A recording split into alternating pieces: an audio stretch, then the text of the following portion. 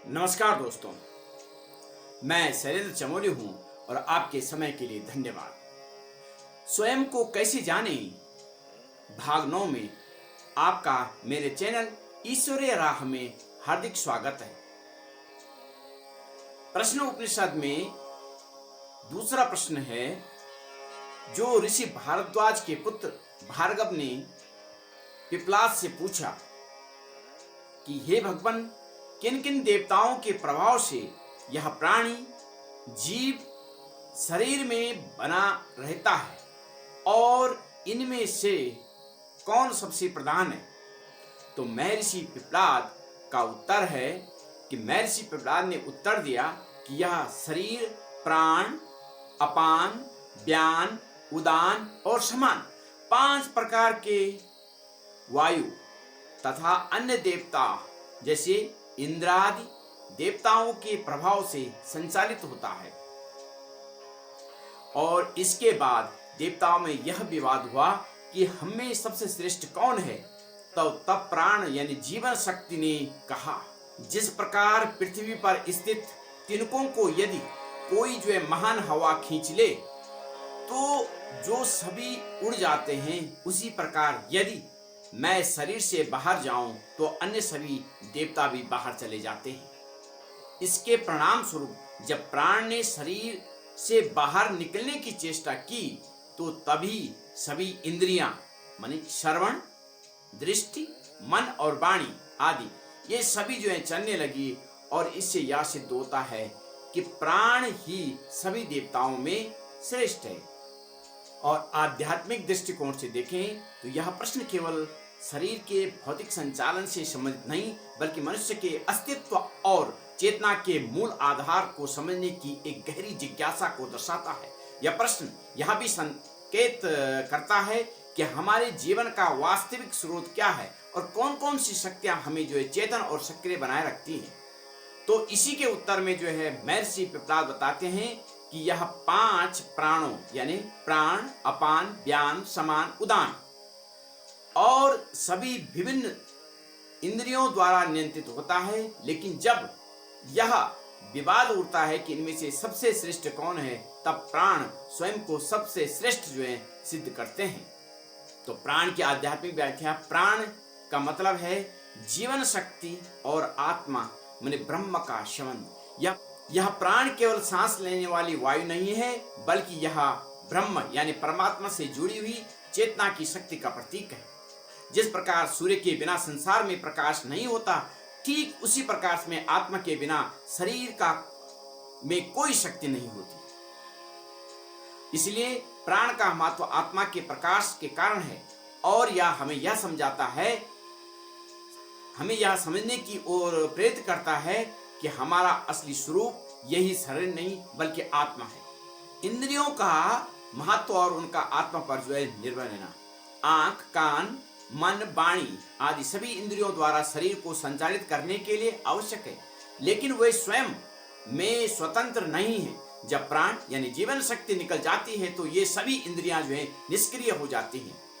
और यह हमें यह सिखाता है कि हमारी बाह्य इंद्रियां इंद्रियों की शक्ति भी भीतर की आत्मिक शक्ति पर निर्भर है। प्राण ही आत्मा के लिए मार्ग है। उपनिषद में बताया गया है कि प्राण ही ब्रह्म तक पहुंचने का द्वार है।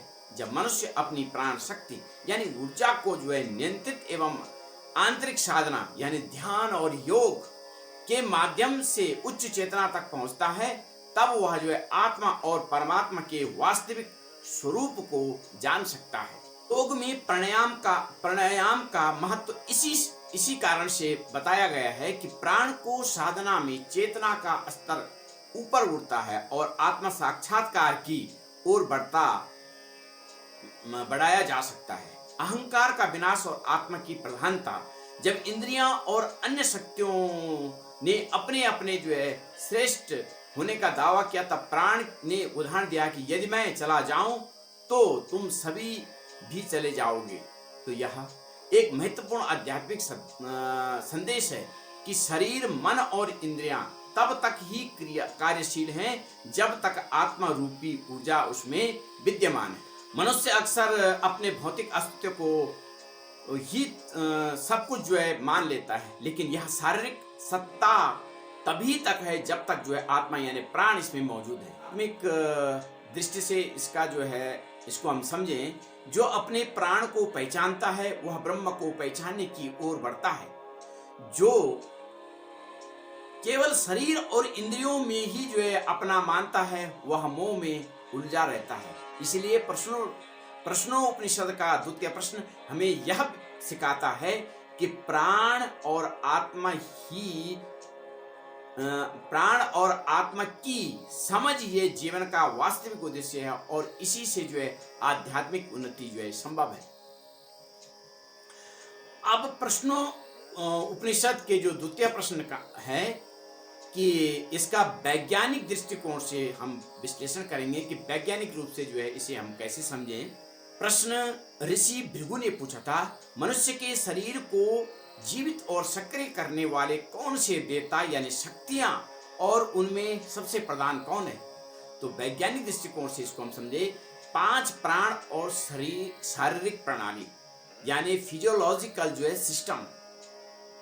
तो प्रश्नोपनिषद में वर्णित 5 प्राण वास्तव में शरीर की विभिन्न जैविक प्रक्रियाओं से मेल खाते हैं, यानी जो बायोलॉजिकल फंक्शन है उनसे मेल खाते हैं। इससे स्पष्ट होता है कि प्राचीन ऋषियों ने शरीर की जैविक प्रक्रियाओं को 5 प्रमुख श्रेणियों में बांटकर वैज्ञानिक रूप से समझने का प्रयास किया था।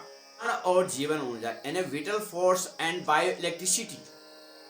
वैज्ञानिक दृष्टिकोण से प्राण को विटल एनर्जी या बायो इलेक्ट्रिक एनर्जी कहा जा सकता है, जो शरीर के हर अंग को सक्रिय करती है।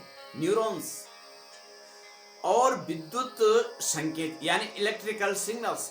आधुनिक विज्ञान बताता है कि मस्तिष्क और शरीर में हर कार्य विद्युत संकेतों यानी इलेक्ट्रिकल इंपल्सेस के द्वारा जो है संचालित होता है और यह प्राण की अवधारणा से मेल खाता है।